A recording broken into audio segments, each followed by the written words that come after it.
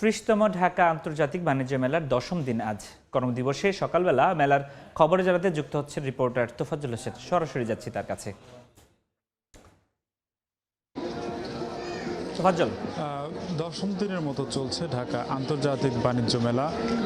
এবারের মেলায় সকাল ১০টার সময় মেলার গেট খুললেও এখনও ক্রেতা দর্শনার্থীর সংখ্যা একদমই হাতে গোনা।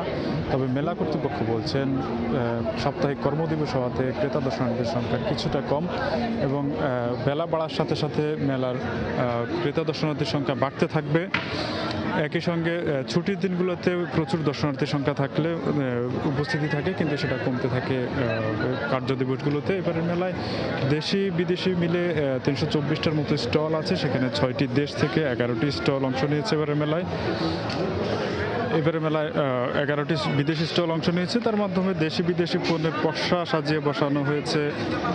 দেশি বিদেশি পণ্যের পসরা সাজানো হয়েছে মেলায়, যার মাধ্যমে দেশি ক্রেতাদের কাছে বিদেশি পণ্যের পরিচিতি যেমন ঘটানো হচ্ছে, তেমনি বিদেশি ক্রেতা এবং বিভিন্ন কোম্পানির কাছে বাংলাদেশে উৎপাদিত পণ্যের পরিচয় ঘটানো হচ্ছে, যার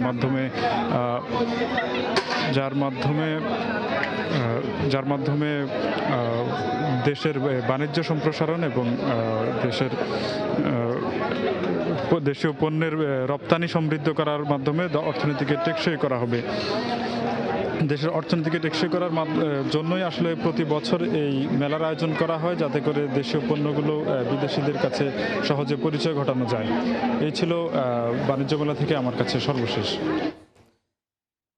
পূর্বাচল থেকে আন্তর্জাতিক বাণিজ্য মেলার খবর জানাচ্ছিলেন সহকর্মী তোফাজ্জল হোসেন।